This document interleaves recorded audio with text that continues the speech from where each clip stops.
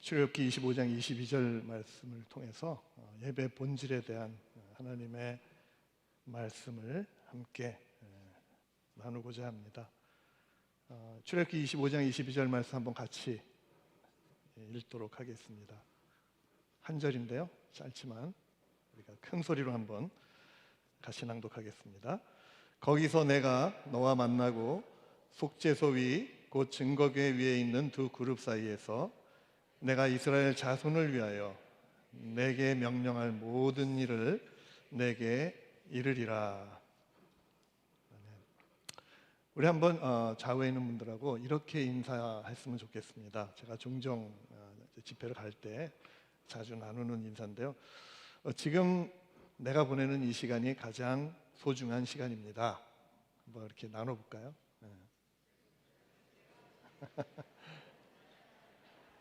또 하나는 지금 제가 하는 일이 이 세상에서 가장 중요한 일입니다. 마지막으로 지금 내가 만나는 사람이 이 세상에서 가장 소중한 사람입니다.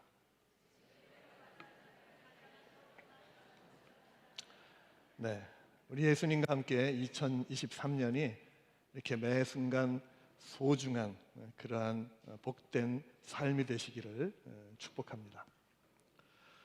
설교 부탁을 받고 처음에는 요즘 제가 쓰고 있는 책이 하나 있습니다. 이제 그 책과 관련해서 좀 나눌까 이렇게 생각도 했는데 기도하는 가운데 예배의 초심, 정말 하나님께서 우리 안에 주셨던 그 예배의 첫 마음, 그것을 회복하는 그런 쪽으로 마음을 주셔서 예배 본질에 대한 내용을 나누게 되었습니다. 오늘 말씀 가운데 성령님께서 저와 여러분의 마음에 이 예배의 초심을 다시 회복해 주시기를 간절히 바라는 마음에서 시편 51편 10절 그리고 12절 말씀을 함께 낭독하고 우리가 짧게 한번 기도하고 설교를 시작하도록 하겠습니다. 한번 같이 읽겠습니다. 하나님이여, 내 속에 정한 마음을 창조하시고 내 안에 정직한 영을 새롭게 하소서. 주의 구원의 즐거움을 내게 회복시켜 주시고 자원하는 심령을 주사 나를 붙드소서. 우리 짧게 한번 같이 기도합니다. 하나님, 이 시간을 함께 해주시고 우리 안에 자원하는 심령을 주시며 정한 마음을 창조하시고 정직한 영을 새롭게 하여 주시옵소서. 오늘 이 설교 가운데 하나님 함께 하시고 하나님의 영광이 우리 안에 드러나게 하시며 예배 본질 회복된 놀라운 시간 될 수 있도록 하나님 축복하여 주시옵소서. 예수님 이름으로 기도했습니다. 아멘. 몇 년 전에 여의도 어느 교회에서 찬양 집회를 한번 하게 됐습니다. 여러분 아마 잘 아시는 우리 찬양 사역자일 텐데요, 박종호 장로, 제 친구이기도 하죠. 간암으로 사실은 사경을 헤매다가 이식 수술을 받고 기적적으로 이제 완치되어서 이를 감사하고 격려하기 위해서 동료들이 이제 함께 만든 그런 공연이었습니다. 저를 포함해서 주변에 여러분 잘 아시는 그런 우리 동료 CCM 사역자들 많이 모였습니다. 그래서 다 자원으로 모인 거예요. 아무 사례도 받지 않고 그저 공연했습니다. 그냥 동료 사역자의 재기를 위해서 조금이라도 도움을 주고 싶은 마음에 모인 것입니다. 그래서 함께 찬양을 그렇게 해보니까 정말 그 찬양 사역 처음 시작했던 그 순수한 초심으로 돌아간 그런 기분이라서 참 마음이 훈훈하고 행복했던 그 기억이 납니다. 이날 공연의 주제가 바로 초심이었습니다. 여러분, 시간이 흐르면 처음 가졌던 마음을 자꾸 잊을 때가 많습니다. 그래서 우리는 첫 만남, 첫 고백, 첫 시작 굉장히 중요하게 생각하지 않습니까? 오늘 설교는 우리가 드리는 이 예배에 대한 초심을 한번 돌아보는 그런 시간을 가지려고 합니다. 저와 여러분들이 하나님 처음 만나셨을 때 그때 예배 때마다 이 십자가의 복음을 듣고 눈물을 흘리면서 하나님의 사랑을 새록새록 느끼고 정말 은혜에 충만했던 그런 시간들 여러분 기억하시죠? 여러분, 코로나가 참 많은 것을 바꾸어 놓았습니다. 만날 수가 없으니까 이 관계도 위축되고 사역도 위축되었습니다. 저희 교회도 온라인 예배를 한 2년 넘게 이제 드려오다 보니까 팬데믹 이전에 뜨거웠던 그리고 활발했던 활기찬 예배로 다시 돌아가는 게 참 쉽지 않더라고요. 그래서 저는 이 예배의 초심을 우리가 다시 회복할 때 우리의 삶, 우리의 가족, 또 우리의 교회, 우리의 예배가 다시 활기차고 다시 생명력이 넘치는 예배로 회복될 수 있을 것이라고 저는 믿습니다. 자, 그런데요, 우리의 예배 초심보다 훨씬 더 중요한 것이 하나 있습니다. 그것은 예배에 대한 하나님의 초심입니다. 하나님이 왜 예배를 만드셨는지 그것을 우리가 안다면 우리의 예배의 초심도 분명히 회복될 것이라고 저는 믿습니다. 그래서 저는 오늘 정말 사랑하는 펠로우십 교회 여러분들 이렇게 질문 하나만 드리고 그리고 돌아가려고 합니다. 그것은 왜 하나님은 인간에게 예배 제도를 주셨을까요? 우리가 많은 예배를 드리지만 사실 우리가 드리고 있는 이 예배를 하나님이 왜 우리에게 예배를 드리도록 하셨을까? 그런 생각들은 자주 안 하는 질문일 수 있습니다. 오늘 한번 우리가 그 부분을 생각해 보고자 합니다. 이 질문에 관한 본문이 출애굽기에 처음 등장합니다. 시내산 이야기를 좀 하려고 하는데요. 출애굽기 19장에 보면은 이스라엘 백성이 애굽을 이제 탈출해서 가나안 땅을 향해 가는 도중에 시내 광야에 이제 도착하게 되지요.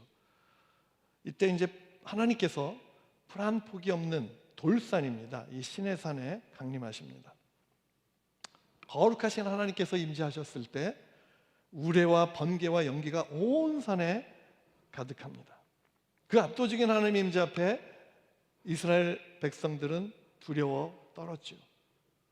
그때 모세가 하나님께서 강림하신 이유를 이렇게 설명합니다. 출애굽기 20장 19절에 보면 두려워 말라 하나님이 강림하시면 너희를 시험하고 너희로 경외하여 범죄치 않게 하려 하심이니라.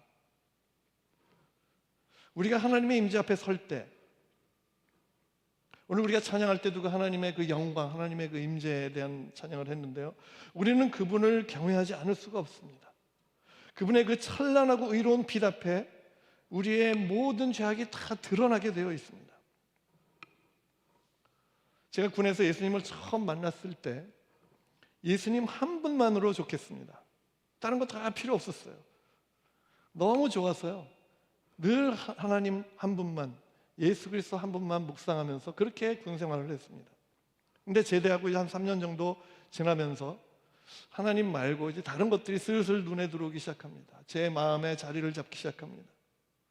어느 날 시편 62편 말씀을 묵상하는데 그 첫 구절이 갑자기 제 눈을 사로잡았습니다. 나의 영혼이 잠잠히 하나님만 바라며. 이 다윗의 고백이 수도 없이 제가 이 말씀을 묵상을 했지만 그날따라 이 말씀의 빛이 제 영혼을 꿰뚫었습니다. 제 전 존재를 휘감았습니다. 마치 백주 대낮에 벌거벗고 서 있는 것처럼 제 부끄러운 모습이 하나님 앞에 모두 다 드러나는 그런 상황이었습니다. 그 자리에서 무릎 꿇고 기도하고 회개하는데 하나님께서 영감을 주셔서 오직 주만이라는 곡이 탄생하게 됐죠. 그 계기로 저는 다시 하나님만 바라보는, 하나님만 경외하는 터닝 포인트가 일어나게 된 것입니다. 하나님 나라의 역사는요, 하나님을 만날 때 시작되는 것입니다. 시내산에 임재하신 이 하나님은 이스라엘 백성에게 세 가지 중요한 제도를 주셨는데요, 첫 번째는 출애굽기 10장의 10계명이고 두 번째는 21장, 23장의 율법입니다. 그리고 이제 24장은 하나님과 이스라엘 사이에 공식적으로 언약을 맺는 장면이 나오고요, 그 이후에 하나님은 다시 모세를 시내산으로 부르십니다. 그때부터 40주야를 40일이라는 그 긴 시간을 모세와 함께 지내시면서 그때 이제 하나님께서 주셨던 것이 성막 제도입니다. 그것을 일일이 다 전수하셨죠. 천지 창조 이후에 하나님께서 친히 이 땅에 내려오셔서 이처럼 긴 시간을 그의 백성과 함께 보내신 적이 없으셔요. 하나님께서 세상을 다스리실 때는 인간을 통해서 하시는 일이 있고 하나님께서 직접 하시는 일이 있습니다. 이 성막은요, 하나님께서 친히 설계하십니다. 그 모양과 색상과 크기와 재질 하나하나까지 직접 정하시고 그 모양대로 똑같이 지으라고 이스라엘 백성들에게 명령하십니다. 오늘 예배 후에 한번 여러분 집에 가셔서요, 이 출애굽기 25장부터 시작되는 이 성막 제작의 전 과정을 한번 천천히 묵상해 보십시오. 하나님께서 얼마나 신중하고 얼마나 진지하게 이 예배를 제정하시기 위해서 자신을 쏟아 부으셨는지 아마 실감하게 되실 것입니다. 자, 성경에 나타난 이 천지창조 기사 그리고 성막 제작 기사를 한번 비교해 보는 것도 의미가 있을 것 같아요. 천지창조의 기사는요, 딱 한 장입니다. 하지만 성막 제작은 무려 8장이나 할애가 되어 있습니다. 이 제도를 설명하시는데 출애굽기와 레위기에 무려 40장을 할애했습니다. 게다가 천지창조는 단 6일 만에 완성되었는데요, 이 성막의 청사진은 40일이나 걸렸다는 것입니다. 저도 이 내용을 직접 연구하면서 하나님께서 얼마나 예배를 중요하게 여기시는지 깨닫고 깜짝 놀란 그런 경험이 있습니다. 자, 이제 오늘의 본론에 들어갑니다. 이 오늘 본문에 있는 이 출애굽기 25장에는 하나님의 예배의 초심에 대한 기사가 2번 등장합니다. 여기서 우리는 예배의 제도를 제정하신 하나님의 의도를 발견하게 되는 것입니다. 굉장히 중요한 내용 아니겠습니까? 하나님이 예배를 제정하실 때 왜 예배를 제정하시는지 하나님의 의도가 있지 않으셨겠어요? 그것에 관한 내용입니다. 먼저 8절을 보시겠습니다. 내가 그들 중에 거할 성소, 우리 같이 한번 읽어볼까요? 내가 그들 중에 거할 성소를 그들이 나를 위하여 짓되 물은 내가 내게 보이는 모양대로 장막을 짓고 가구들도 그 모양을 따라 지을지니라. 저 노란색으로 스포트라이트 강조한 그 내용, 내가 그들 중에 거할 성소. 하나님께서 이스라엘 백성들에게 성소를 만들려고 하신 가장 큰 이유는 하나님께서 친히 그들과 함께 거하시겠다는 것입니다. 22절에는요, 이제 구체적으로 하나님께서 거하실 집이 등장합니다. 오늘 우리가 읽은 이 본문인데요, 한번 같이 읽겠습니다. 거기서 내가 너와 만나고 속죄소 위 곧 증거궤 위에 있는 두 그룹 사이에서 내가 이스라엘 자손을 위하여 내게 명령할 모든 일을 내게 이르리라. 자, 여기 첫 단어 거기서는 지성소를 의미합니다. 지성소, 여러분 아마 많이 들으셨을 거예요. 지성소에 관한 설교도 들으셨을 것이고 찬송가 가사에도 지성소란 단어가 많이 등장하지 않습니까? 이 지성소는 예배의 가장 깊은 곳이죠. 하나님의 임재가 있는 곳입니다. 하나님께서는 이 지성소에서 내가 너와 만나겠다고 하셨습니다. 이것이 하나님의 의도인 것입니다. 예배의 클라이맥스는요, 지성소에서 하나님과 만나는 거예요. 하나님 예배를 제정하신 이유는 바로 저와 여러분을 만나기 위해서 예배를 제정하신 것입니다. 이것이 바로 예배의 본질이죠. 자, 조금만 더 한번 들어가 보겠습니다. 이 하나님의 방인 이 지성소, 이 크기는요 6평밖에 안 됩니다. 아주 작은 방이에요. 우주의 왕이신 하나님과는 너무 어울리지 않는 작고 초라한 방에 불과합니다. 여러분, 조선시대 이 상류층 양반집이 가장 크게 지을 수 있는 집은 99칸이었다고 합니다.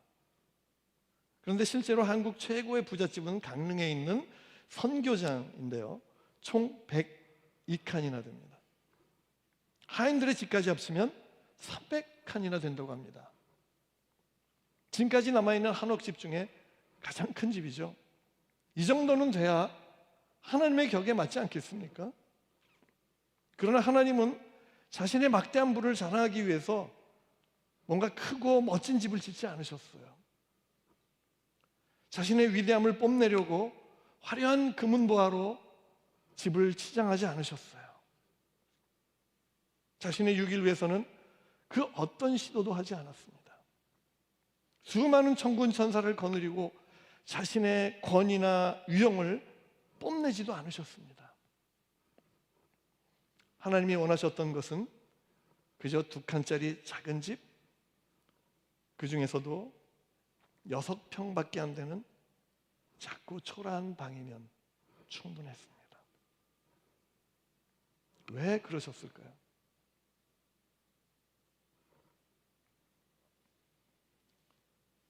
제가 팬데믹 전에 한국을 자주 방문했는데 갈 때마다 지내는 오피스텔이 있습니다. 6.5평이에요. 어느 날 침대에 누워서 가만히 이렇게 좀 묵상을 하다가 이 하나님의 방이 딱 이 정도 사이즈였다는 걸 알게 됐습니다. 한 번은 아내하고 아들이 와서 함께 한 주간 정도를 지냈는데요. 이 3명이 지내기엔 너무 좁은 공간이에요. 근데 아내와 둘이 지낼 때는 별 불편함이 없었습니다. 문득 하나님이 디자인하신 이 방의 사이즈가 왜 6평이었는지 그 이유를 알 것 같았어요.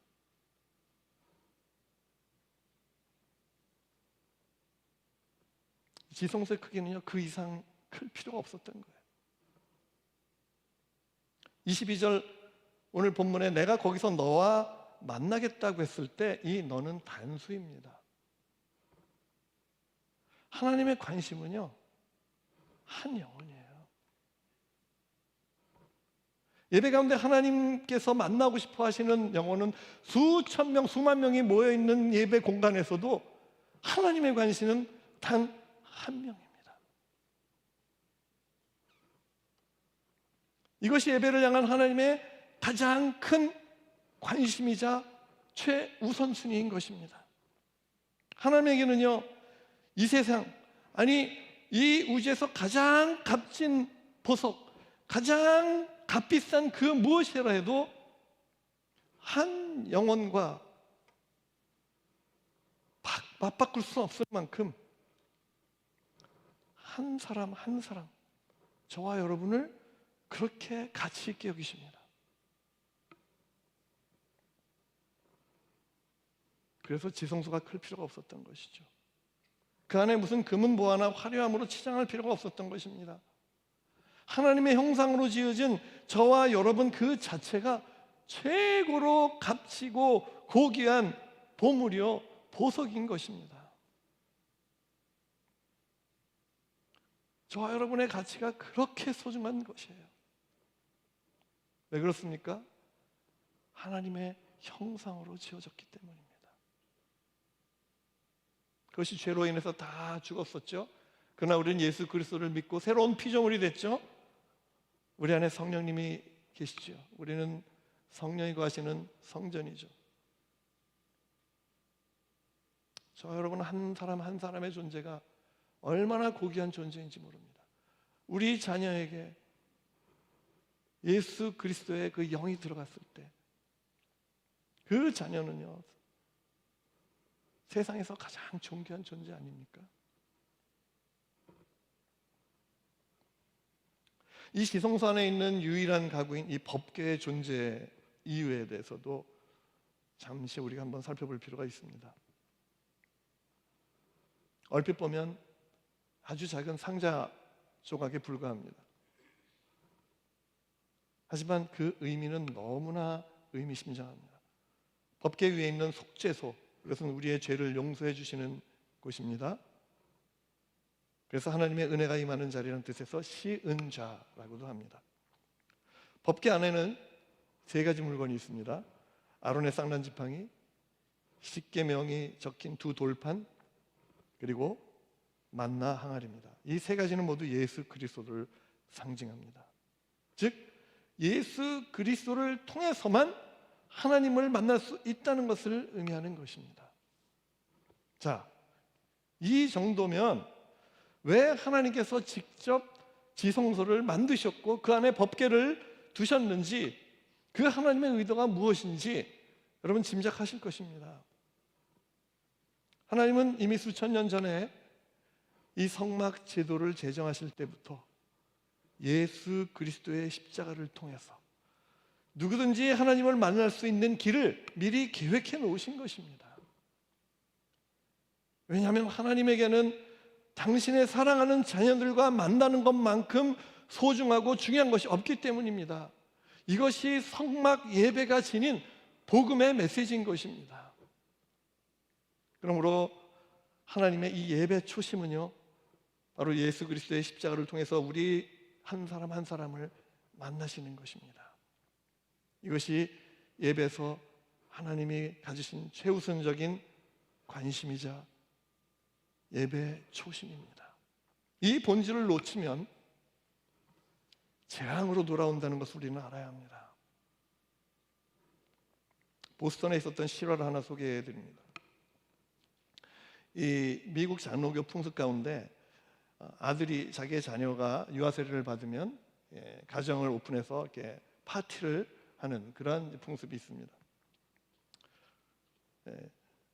한 부부가 이제 이 자녀의 유아 세례를 기념하기 위해서 파티를 열었습니다. 그리고 많은 사람을 초대했습니다. 이제 손님이 많이 오니까 나가서 이제 함께 이야기하고 웃고 떠들고 대화하는 가운데 시간이 많이 흘러갔습니다. 그러던 중 어떤 한 손님이, 근데 오늘 이 파티의 주인공인 그 아이는 어디 있습니까? 물었답니다. 그제서야 이 아이의 존재를 자각한 엄마가 그 아이를 눕혀놓은 마스터 베드룸으로 이제 가봤습니다. 근데 그곳에 가보니까 그 마스터 베드룸 위에는 손님들이 벗어놓은 외투들이 한가득 쌓여 있었던 거예요. 깜짝 놀란 이 엄마가 외투를 이제 치우고 그 아이를 이제 이렇게 안았는데요, 이 아이는 이미 죽어 있었습니다. 이 실화입니다.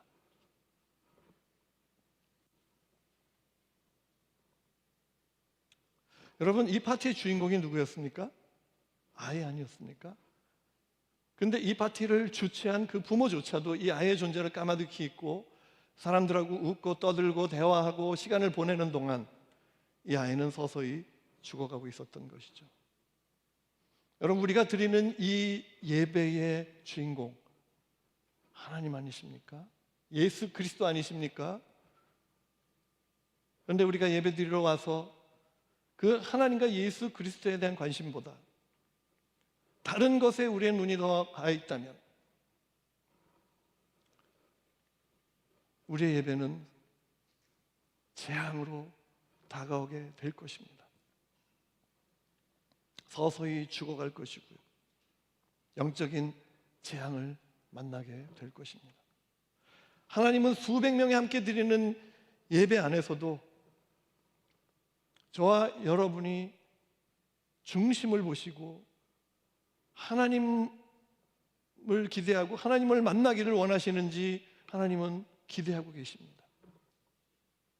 여러분, 주일마다 하나님을 만나는 그 거룩한 기대감으로 오십니까? 애인과 주말 데이트할 때 일주일 동안 사랑하는 애인을 만날 것을 기대하는 만큼 주일 예배 드리러 올 때 이 하나님과의 만남을 기대하십니까?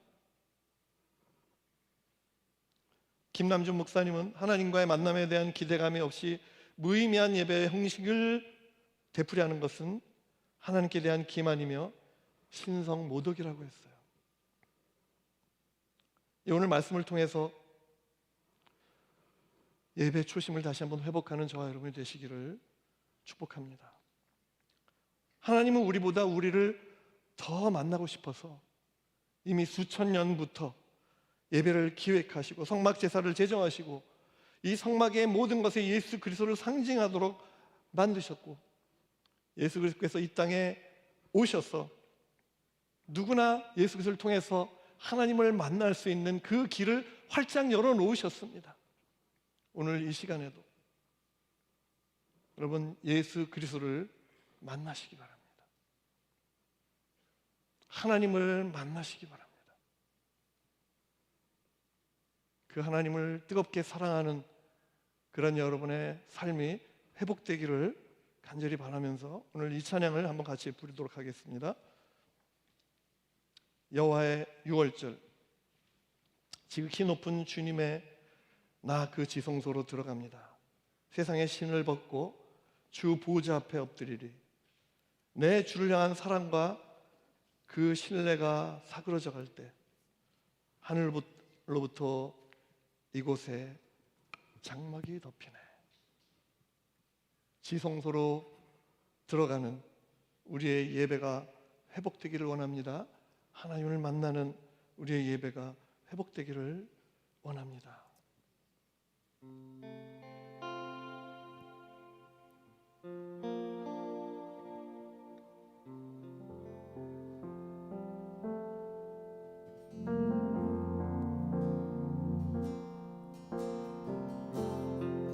지극히 높은 주님의 낮이 성소로 들어갑니다. 세상의 신을 벗고서 주 보좌 앞에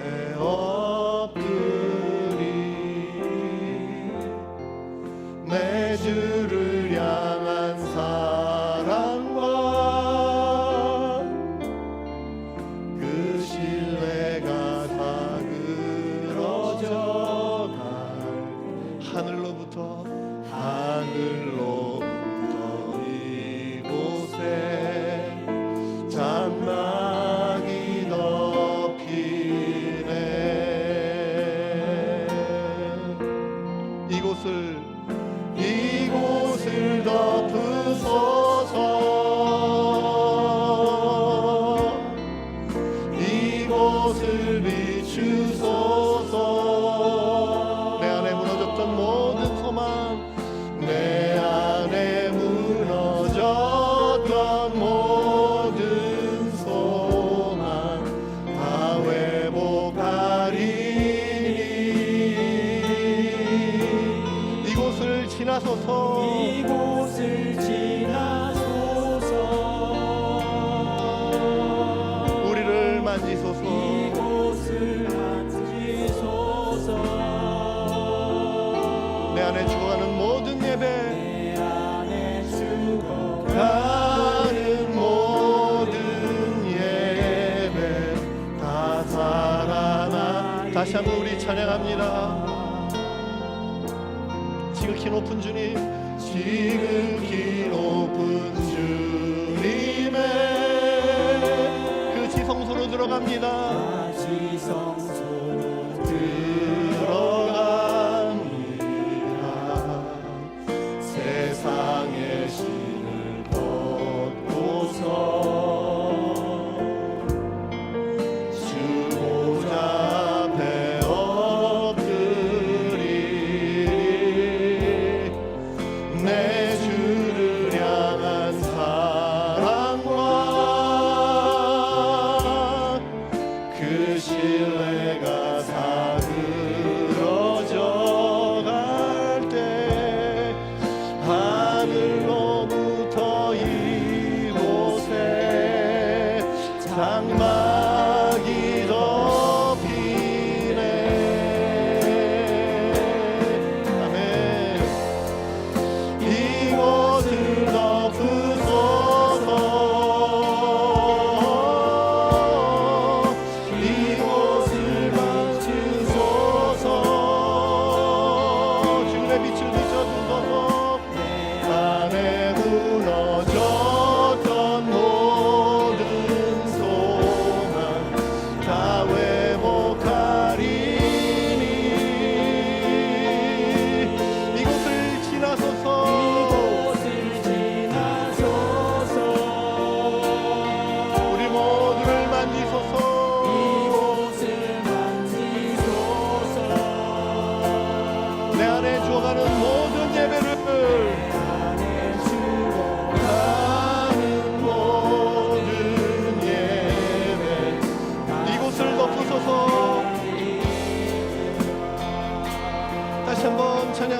이곳을 높여서 이곳을 높여서 우리 하나님 앞에 반응하기 원합니다. 오늘 말씀 앞에 반응하기 원합니다. 하나님 나를 받아주시옵소서. 하나님 내 예배를 회복시켜 주시옵소서. 하나님 나를 만지옵소서. 하나님 나를 축복하여 주옵소서. 하나님 나를 다시 한번 살려 주시옵소서. 이곳을 지나서서 이곳을 만지소서. 주님 내 마음을 만져주옵소서. 이 안에 주러 가는 모든 예배 다 살아가리. 이 시간 한번 같이 기도할 때 하나님 나의 죽어가는 예배 하나님 다시 한번 살려주시옵소서. 내 안에 아버지 죽어가 있던 그 모든 것들 아버지 하나님 다시 한번 새롭게 하여 주옵소서. 주님 오늘 내 삶을 만져주시옵소서. 아버지 내 가족들을 만져주시옵소서. 우리 안에 예배를 회복되게 하여 주시옵소서. 한번 통성으로 기도하시겠습니다. 하나님 감사합니다. 오늘 예배 가운데 우리를 초대해 주시고 아버지 지성소를 아버지 보여주시며 아버지 하나님 그 지성소에 우리를 초대해 주신 주님의 은혜 가운데 우리가 나아갑니다. 하나님 우리 안에 있는 죽었던 예배를 다시 한번 회복시켜 주시옵소서. 예배의 초심을 다시 살아나게 하여 주시옵소서. 내 안에 죽어있는 것들이 다시 깨어지게 하시며 다시 주의 생명으로 회복되게 하여 주시옵소서. 하나님 내 안에 죽어있는 것들을 회복시켜 주시옵소서. 하나님은 하실 수 있습니다. 하나님은 우리를 만나기를 원하시고 하나님 우리를 만나셔서 십자가로 회복시키시고 아버지 하나님을 만나는 그 거룩한 만남 아버지 하나님의 그 영광 가운데 우리를 참여하게 하는 아버지 그 놀라운 일들을 하나님이 이루고자 원하시는데 하나님 이 시간에 우리를 살려주시기를 원합니다. 이 시간에 우리를 만져주시기 원합니다. 하나님의 그 은혜 가운데 하나님 우리가 젖어들게 하시고 넘치는 은혜 가운데 다시 한번 회복된 우리가 되게 하여 주시옵소서. 주의 성령이 오늘 우리 가운데 역사하셔서 하나님 죽어있는 심령들을 깨우게 하시고 아버지 죽어있는 영혼들이 다시 한번 일어나는 역사를 주님 원하여 주시옵소서. 하나님의 영광이 오늘 이곳에 임하게 하여 주시옵소서. 하나님의 영광이 다시 한번 놀라운 은혜 가운데 임하게 하여 주시옵소서. 역사하여 주시옵소서. 이곳을 지나서 이곳을 주의 빛으로 비춰주시옵소서. 이곳을 비추소서. 내 안에 무너졌던 모든 소망 다 회복하리니 이곳을 지나서서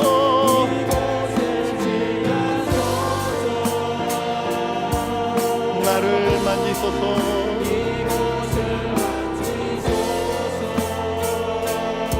내 안에 죽어가는 모든 예배를 다시 한번 회복시켜 주옵소서.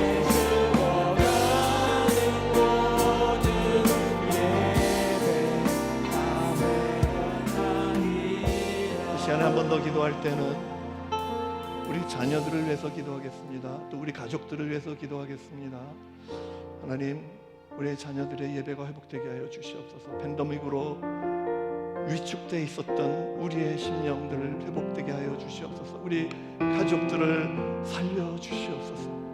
하나님 교회를 살려 주시옵소서. 이 땅을 회복시켜 주시옵소서. 한번 통성으로 기도하시겠습니다. 하나님 다시 한번 기도합니다. 하나님 예배로 회복되게 하여 주시옵소서. 하나님 우리 안에 죽어 있었던 우리 자녀 안에 아버지 회복되어야 되는 것들 주님 회복시켜 주시옵소서. 하나님의 은혜가 아버지 회복되어야 될 일들 특별히 아버지 우리 가족의 죽어있는 심령들을 회복시켜 주시옵소서. 아버지 하나님 하나님의 영광이 그들의 심령 가운데 임하시옵소서. 얼마나 소중한 가족이 얼마나 소중한 존재들이 하나님의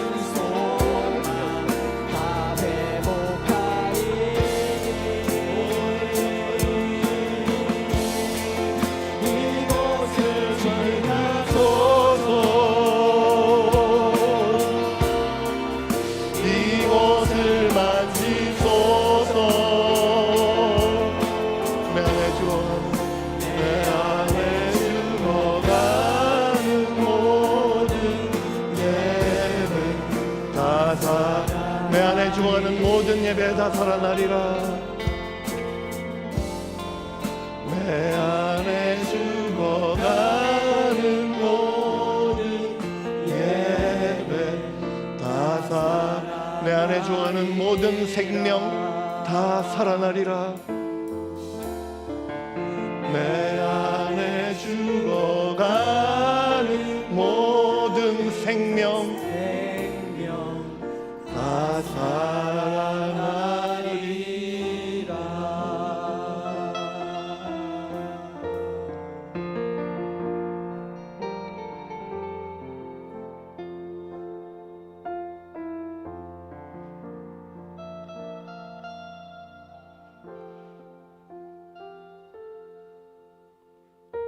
하나님 주의 거룩한 백성들,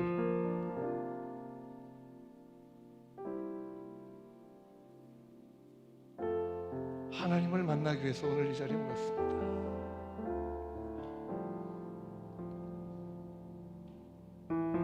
천지 만물을 창조하시고 하나님밖에 하나둘 독생자를 이 땅에 보내셔서 세상을 구원하신 우리 아버지 하나님, 오늘 우리 성도 한 분 한 분을 만나주시고, 우리는 알 수 없지만 하나님은 우리의 심령 가운데 어떠한 아픔이 있는지, 어떠한 문제가 있는지, 어떠한 회복이 필요한지 다 아시는 하나님께서 오늘 성령으로 우리와 함께 하셔서 회복하시고 치유하시고 기도에 응답하시며 하나님을 만나는 새로운 소망을 품고 또 한 주를 시작할 수 있는 우리 성도님들 다 되게 하여 주시옵소서. 우리 자녀들을 주의 손에 맡겨드립니다. 주님, 그들이 하나님을 만나는 거룩한 존재로 자라게 하여 주옵시고, 하나님 안에서 꿈을 꾸고 하나님 안에서 비전을 품는 우리 다음 세대 되게 하여 주시며, 우리 가족들 가운데 하나님 아직 만나지 못한 우리 가족들 하나님을 만나는 역사가 있게 하여 주시며, 우리 아픈 영혼들, 병 가운데 고생하고 있는 아버지 심령들을 주님 축복하셔서 하나님 치유하시고 회복시키시며 다시 한번 하나님께 영광 돌리는 삶을 살 수 있도록 하나님 역사하여 주시옵소서. 하나님을 만날 때 새로운 역사가 시작됨을 믿습니다. 하나님 만나는 예배가 매 주마다 회복되게 하시고, 하나님을 만나는 예배가 가정에서도 회복될 수 있도록 하나님 역사하여 주시옵소서.